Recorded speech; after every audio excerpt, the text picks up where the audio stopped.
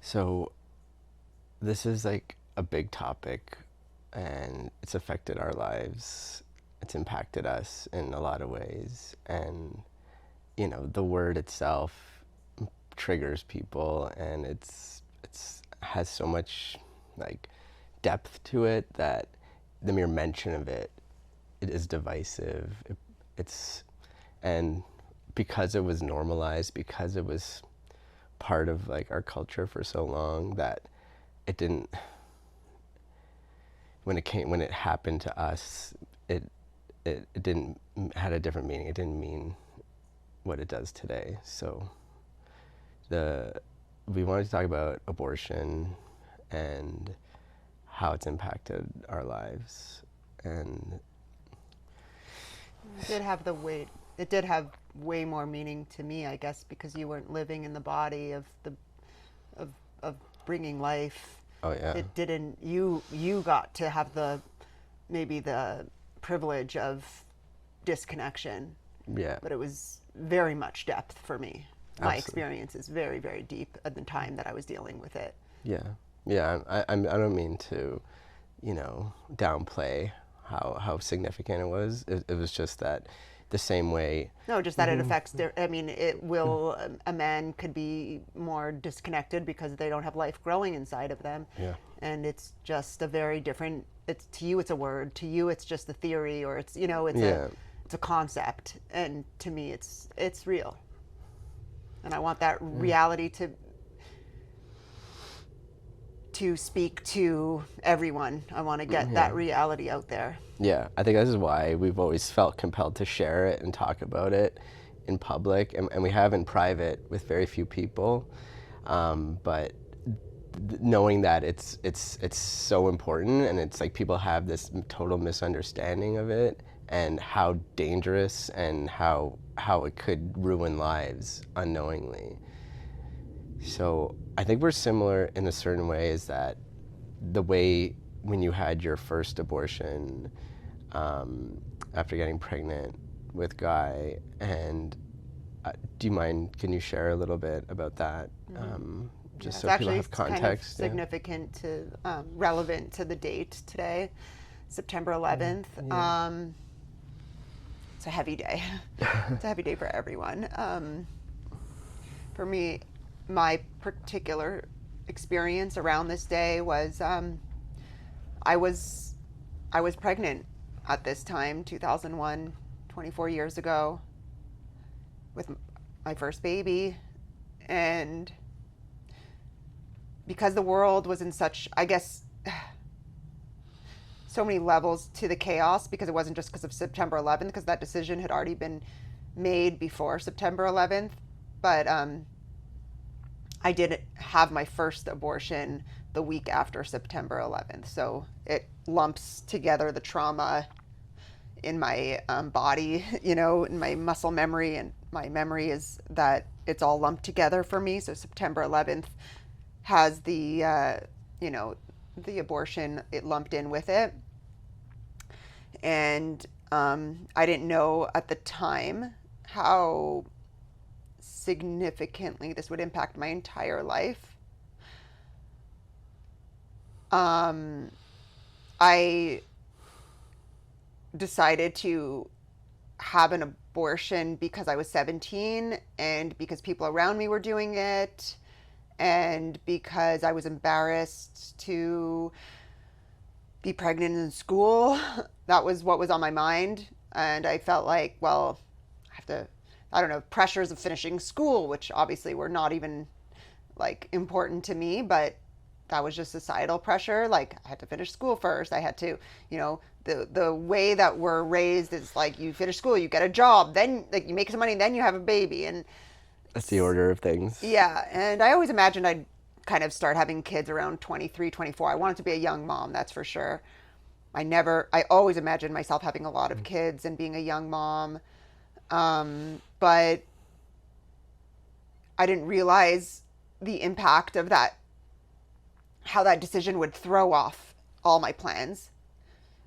And I didn't put that much thought into it because the world was just chaotic. And actually, I don't remember anything about the actual abortion, zero. I remember I went with a friend who had already had like two abortions, and she was kind of desensitized to it, and we just did it. And I didn't get to grieve or feel it.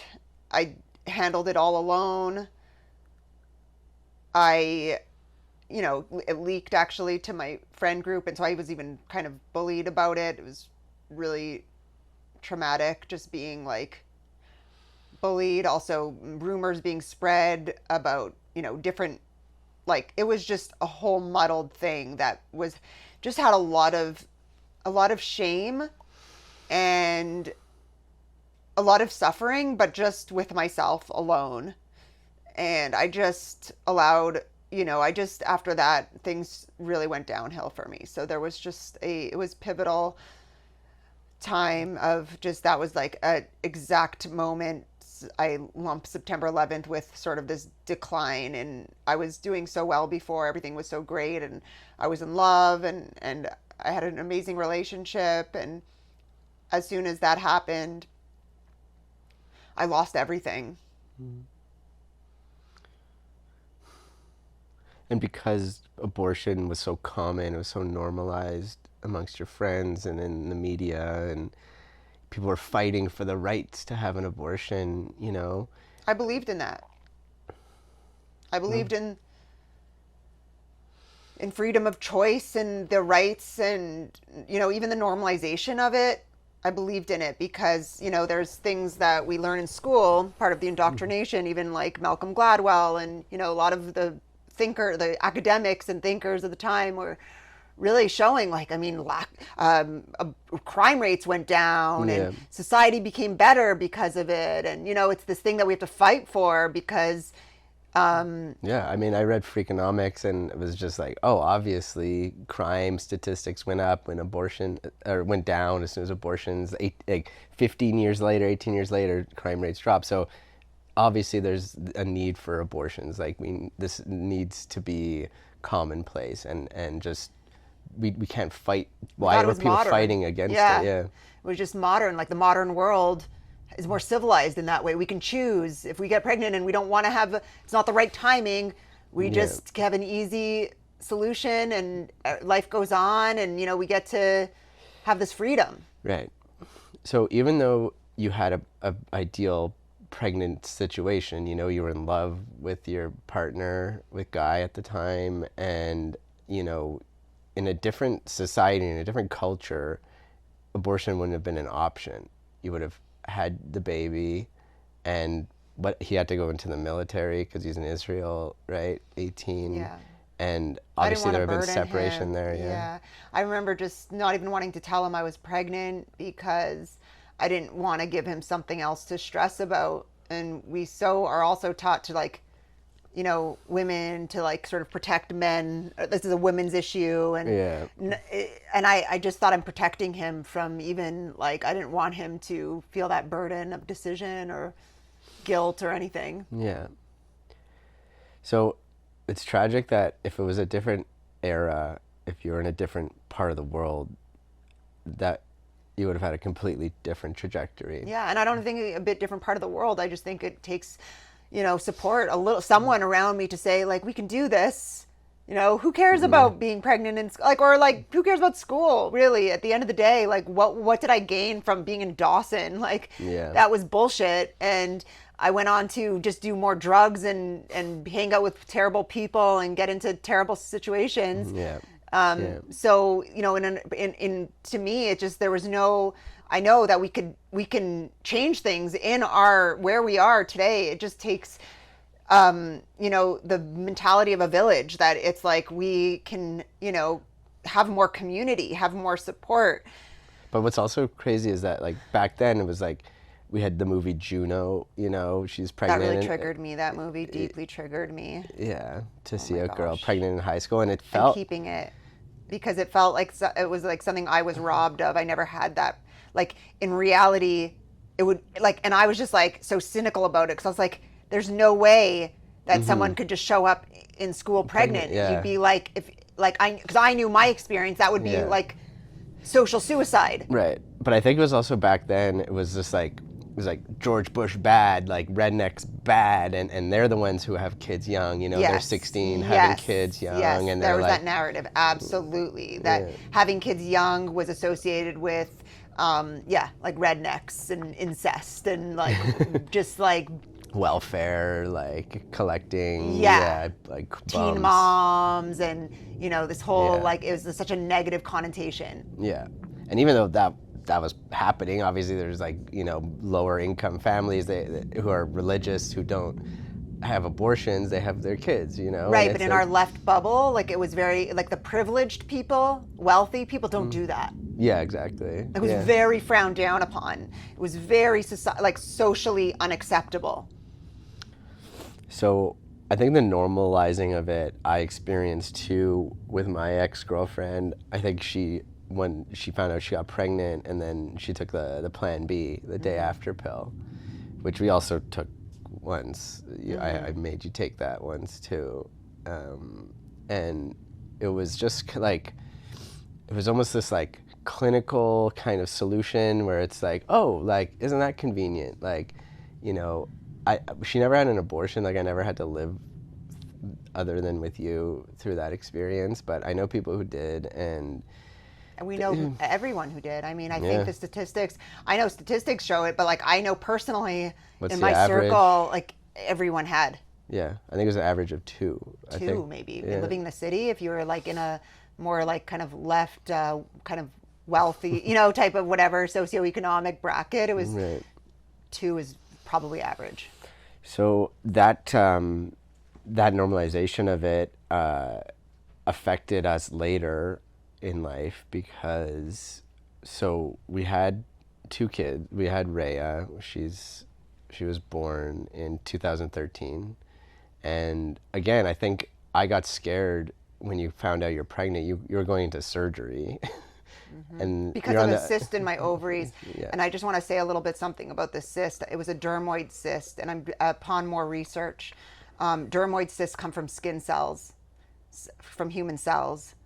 And they often form, if you look it up, dermoid cysts have hair, teeth, sometimes even an eyeball. It's crazy. Yeah, I've seen that. Yeah. And I'm pretty Freaky. sure that was skin cells that had accumulated from my First first. abortion. So your first abortion, you're 18. 17. Now, 17, sorry. I And just turned 17 yet. and then you got pregnant with Rhea. At 28, end of 20, yeah. So you find out, and because we had Your first reaction when I told you? was not positive. Well, it was just, what are we like- going to do about it? Yeah, exactly. You were sort of not sure if that, like, Yeah. that was so normalized to do abortions that, like, you were considering it. Right. It was completely like from a place of like like how I was kind of groomed growing up, whereas like, okay, pregnancy, like you get pregnant and you're not ready, you have an option out, like you can always, plan B is, you abort mission, and that's it, right? So like, I also discovering it, like, because you called from the hospital, you're like about to get operated on, and then remember they all gathered around, they said like, And it was congratulatory. yeah, It was very celebratory. yeah. Yeah, they all like they brought balloons. Like, I just remember them like coming around and being like, "You're not having a surgery today. Yeah, You're pregnant." There was never like any feeling in my mind. I was just imagining our little girl and so excited. And I even waited a little bit to call you because it was a little early still. I was there at 6 a.m. So I remember I waited till 7 a.m. to call you. Right. I think I was at work already. No, you were still in bed. You hadn't gotten up yet. You Oh, were really? like still groggy asleep. Yeah. Okay. And you were just like, why are you not in surgery? It's like, I had a smile on my face when I told you, because I remember very clearly my smile dissipating when your response was, what should we do about it? What do you want to do about it? Yeah. And it wasn't met with the same like excitement that I was, Yeah. And I'm I knowing what I know You were now, half it's asleep. like, but still, it was not like, I think because I had, in my mind, I was always like thinking life has to go in that order. You have to like get married, you have to get a house, and then you have the kids. And I was just like, not. We'd only been seeing each other for Few like, months. few months, and We both had separate apartments at that time. Yeah. yeah, and I know I really loved you, and having a baby was scary to me, and I didn't feel ready, and And I felt overdue. See, I wanted to yeah, start having them years ago. So for me, I felt yeah, so like, like ready to go, yeah, like yeah. yeah. Um, so just the idea of like having abortion as an option, then it should have never. I wish it was not so common. I wish it wasn't an option, because it affected my whole outlook on parenting, on having kids. Like it was like a scary, like if you do it when you're not ready, it's like It'll ruin your life. yeah, Yeah. and Yeah. And life should only be celebrated. yeah, There's only one response to life, and it should only be celebration. yeah. I I wish I'd grown up, with more faith. We We're both grew up Jewish, but really it does atheist. this, Yeah. like we didn't really practice anything or have any moral foundation when it came to Raising a kids and family. having family. Yeah, and I was We a child just, of I think, divorce too. child of divorce and being raised by sitcoms. I think we're taught what's normal through our TV shows, and I know the shows that we grew up on are very cynical. Like, yes, they have a family, but there's like a lot of just this like, cynicism around life and Yeah, around yeah, values. yeah, for sure. It's affected me in more ways than that too. I think I had lacked empathy, and just until having kids, like you're the center of your own universe, and you're just like everything. It's a very selfish way to live almost, but it's like some people choose that path, and I understand it too. But if you have if kids come into your life, if that's your path, like that is what you're meant to do, and I know that now. And abortion also impacted us later. So we had Rhea 2013, and then 3 years later Junie came. I think I was more anticipating. I was happy with Junie. I didn't We were even happy with consider, Junie. yeah. Yeah. And so we had Junie in 2016. Rhea had a sister, and then 8 months later, you found out you're pregnant. Oh, so excited. Yeah. I was so excited. I remember taking that pregnancy test, being scared to tell you. I remember you were at work. I was scared to tell you because I was so excited, but I was scared. I was scared of what the inevitable fate may be that you would not want, Yeah. And I almost wanted to keep it a secret. Like, it felt like something I needed to keep precious and a secret. And as soon as I said it out loud, it became something that was up for, Yeah. And so 2016, even though it seems like not long ago, I feel like I was a completely different person than I am now. And you as well, obviously, I was very weak. I really didn't have much confidence in my own decisions, so I relied heavily on, the decisions of others. Like I felt like that held more weight than my own decisions. I often allowed other people to override because I didn't have that confidence in my own decisions, Yeah. my own conviction.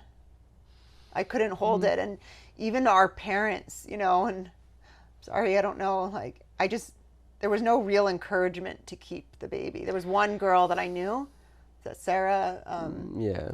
she was the only one out of anyone who was encouraging me to just keep the baby and listen, but she was the only one.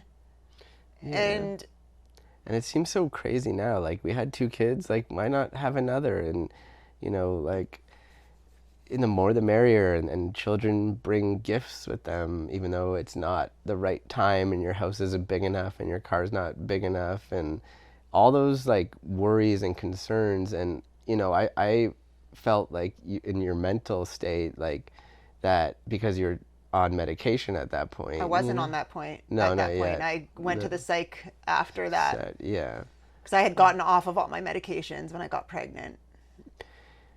yeah. And you know there's no reason, like I knew that. I think you still struggle, like I found like raising two young kids, like it was a lot of work, and I didn't like have the like courage to be like, what, adding one more kid into this mix. I felt almost like we're floundering, Mm-hmm. like I was just barely staying afloat. And I like, how could we possibly have more kid, like how could we have a kid at home? Like we both need to work, like we both need to like. And it was just like, no, like I feel like two's enough. Our family is good, and if we have this out, I still had that mentality even after having two kids. I was still like abortion is an option. And it was just like, and you told me, you said, if we do this, then I'm dead. Like I'm going to be on medications my whole life. life, yeah. And it was like despicable of me to, I just We've realized normalized it. all of that. We've normalized medications. We normalized, just Yeah, even the nuclear family, that we didn't have support, yeah, that we had to that I had to work, that there was like all these like normalizations in society that like the media and society has put on us that are not natural. yeah, And like we weren't meant to live in a city, we weren't meant to like live in this like cubicle box. And like it was the circumstances that needed to change, not life. yeah, Life needs to life will find a crack and it'll grow. And it's like, but we have to like, in order to flourish, we really have to replant that seed into the in the nature, like somewhere where it can flourish, not. right, right, yeah, yeah.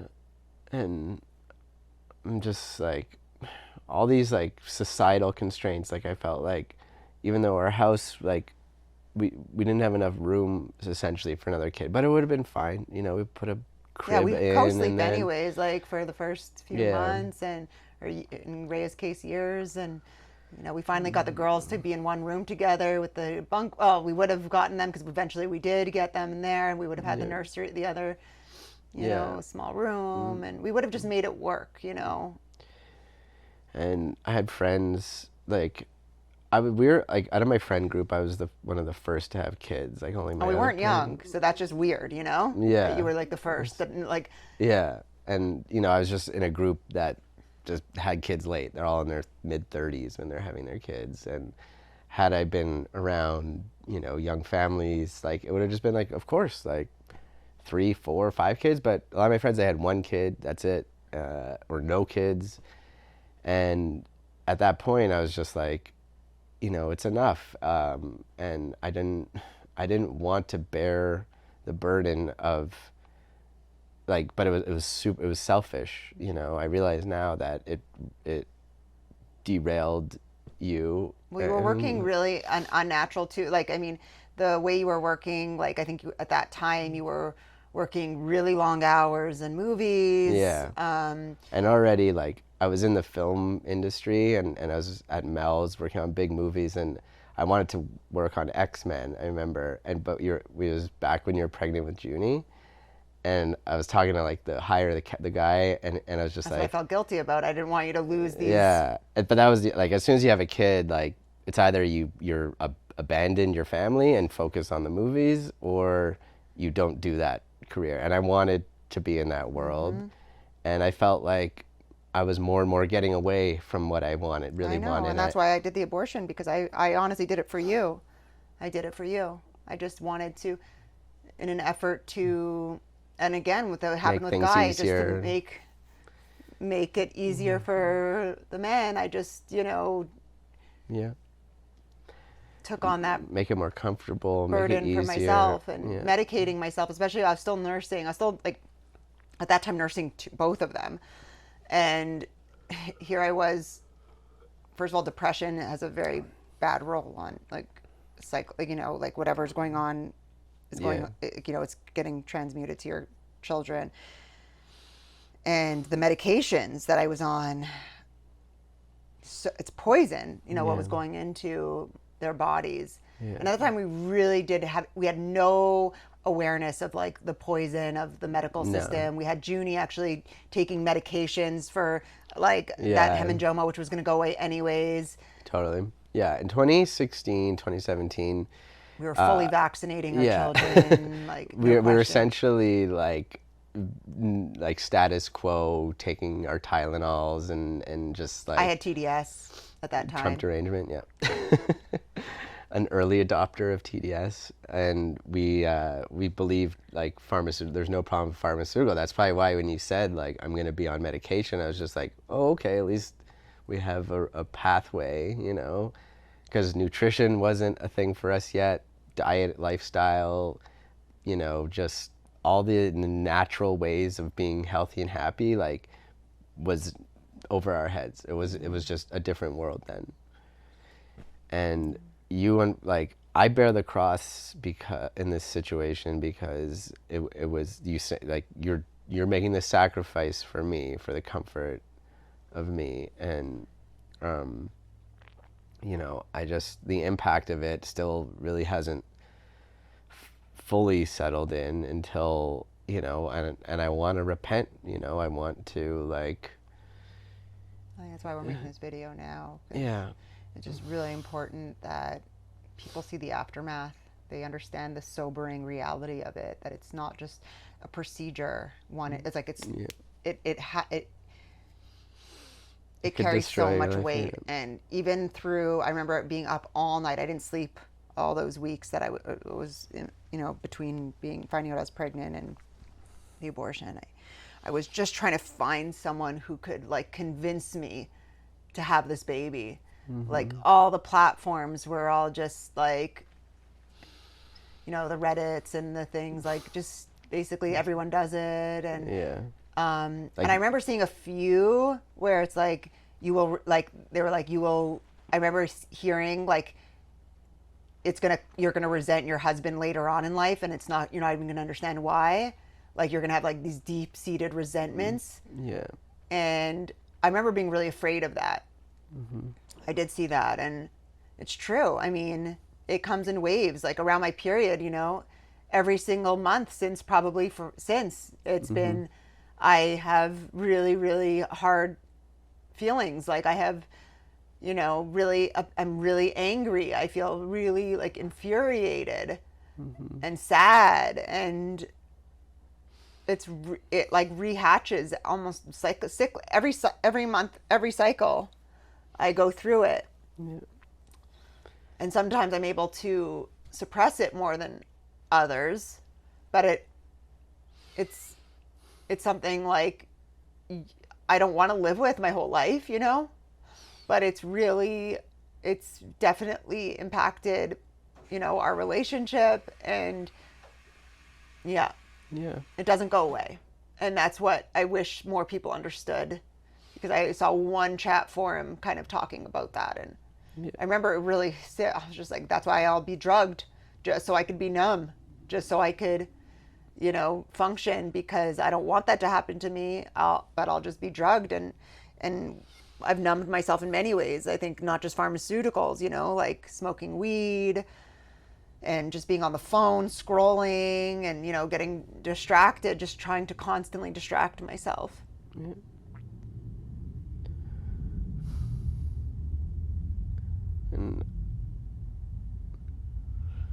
And I live with like a lot of shame from it. I feel like I was a coward. I took the easy way out, and Well, men need to be educated on abortion, because so many men are like, that's not my issue, like yeah, right. that's not. And then there's men who really speak up about it, like, Charlie Kirk was really outspoken Yeah. about it. And Conservative like Christian values. It's abortion is a sin, and it's not done. And I was always like, why are these men interfering with women's choices? Yeah. But it's absolutely that men need to be, because a lot of the time women have the abortions because of keeping a Weak man men. comfortable. Yeah. So if men were more educated on the implications, they could, you know, be that positive encouragement. They could understand the side effects, the aftermath. Yeah. That is not just like quick fix thing and it's over with. That It's not is over. When you have an abortion, it doesn't absolve you from being a parent. It's so much harder actually, because you're forever the parent of a dead baby. yeah. And That's a those tough pill to swallow. I know that's a triggering one, but it's the truth. And, maybe some people are able to cope with it better than others. I know I kind of went through my life distracting myself after my first abortion, and yeah, we function, we get through, but then it takes maybe one other thing to trigger. Like, I think having our second abortion really opened the pain, because I hadn't really ever talked about the first one, what I lived through for that. But then having that second one, like, really opened the wound and brought up like everything. yeah. So the first one you experienced, I think, was common. Like I think a lot of young girls go through that experience, and then the second But very one. few go through with it when they were really in love. I think I was one of those. See, everyone around me was having abortions with like guys they were just like slept with. Mm-hmm. And that's what made mine different. That's why mine had a more like weight, because I was so in love and that baby was brought into the world for a reason. Like, that was a love child, and I just never related because no one else had that experience of having an abortion. I knew of where they were actually really in love and wanted to have babies with this person, later. And even though you wanted to have kids later, it was so traumatic that it just can change your life path, and it didn't happen. Yeah. So I carried, before meeting you, I carried a lot of guilt that I ruined like the burden was all on me. Like, having this abortion was the reason why my relationship dissolved and everything went the way it did. Again, like, you're bearing this burden unfairly, and not knowing, like, if you don't play it out, if you don't really like imagine your life at that crossroads and knowing how your life will be one way or the other,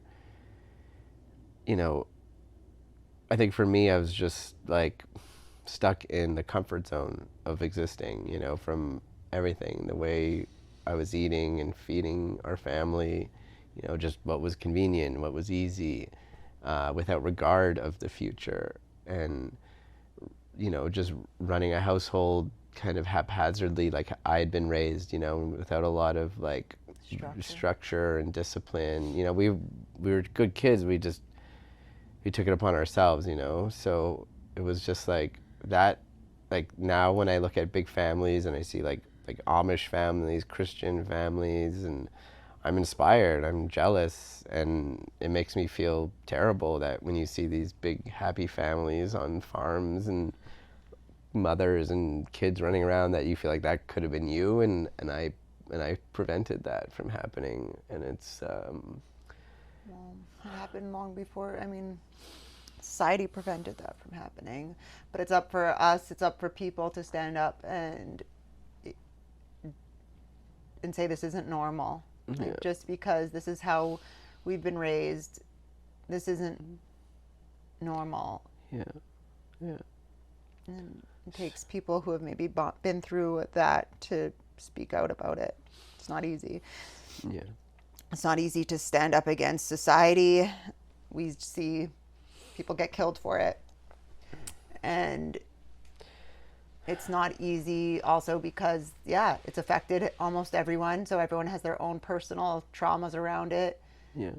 And it's hard to, it's just hard to be the change. But I know that we need more, more family values, just more emphasis on family values and structure to, raise healthy, thriving children, Mm-hmm. because we've also normalized, teenagers turning against their parents and, like doing bad things, Yeah. And and birth I don't rates want are to go down. through that. Yeah. We've been fighting, like, I think we say left and right, and it's like polarizing, but you know, Well, we grew the up very left, left. I grew up very left. You yeah, have, for if sure. anything, you more opened my mind to the other side, because I had like even cut off family members who were like right wing, who, Mm.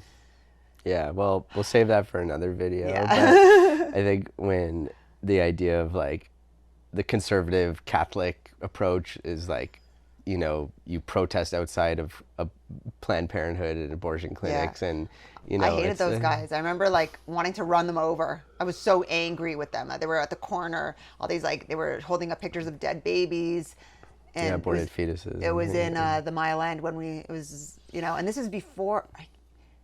I don't know if it was before or after my abortion, but I just remember being so angry that they were like protesting this, Yeah, choice. Like, making women feel guilty yeah, about it. yeah. And I know there's like a gray area. I think there is like space for abortion in very, very Yeah, there's a reason. I rare mean, it situations. should be, Yeah.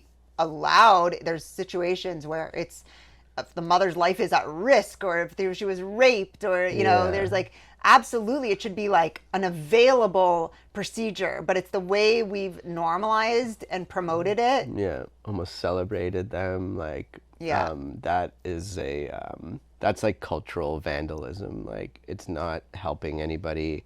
Like, the idea of bringing in children into the world is it's the most important thing in the world. yeah. And if you lived your life not having kids or not being around kids, like, you don't know the magic that they bring into your life. And I I think we had to go through that experience so that we could help others, see the way, like, see that, it's a terrible mistake, and it's I still struggle with it because I'm 41 now, and you still want more. I don't know. I don't know where the pain is going to be fixed, I don't Yeah. I don't know. But I'm at that crossroads where I know that I'm in my last years of that decision, and I don't know if just having another baby is somehow gonna help with the ones that I grieve, Yeah. I don't know that's the solution. But I know it breaks my heart that Junie is always saying, I want a baby sister. I wish I had a little sister. And I know that's what she was meant to have. And I just feel like I feel this like feeling of being incomplete and not knowing if I don't know what the solution is. I don't know if having more kids is going to satisfy that.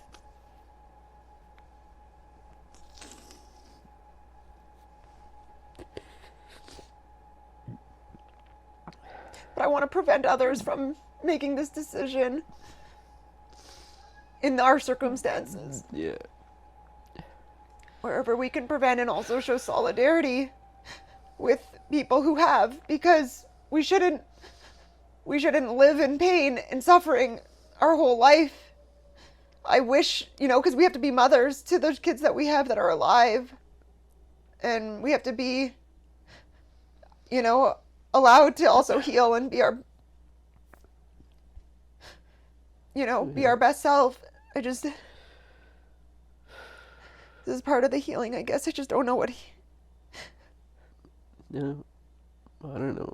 I don't know what the answer is either, and I just I just don't want you to have to bear that burden alone. And Well, helping me share it is helping me share my story because I haven't been able to. And I'm scared. I'm scared of this getting out there. I'm scared of backlash. But I know that we have to take our pain and turn it into purpose. And if it could help anyone out there, if we could be a voice to shine some light on this, that can help anyone who's either done it or has this decision in their future. I hope that this can impact one life. love you. I love you.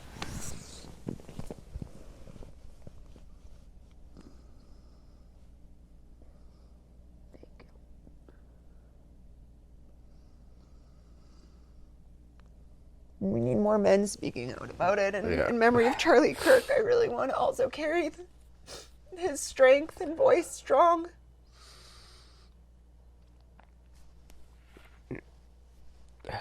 There's so much pain and division in the world. I'm not looking to create more of it. But I think conversations like this that are hard. Yeah, it's most important. That's all. Someone like Charlie Kirk, he would just have debates in public, uncomfortable conversations, and it was enough to trigger people to like celebrate his death. And we're in a bad place if that's the situation. And this is why we just want to bring like More voices. yeah. Power in numbers and power in unity. We need to have hard conversations to unite, not to divide. There's no bone in our bodies that are sharing the story for any division. We're sharing it for unity and for life and for all that is sacred. Thanks for watching. Thank you.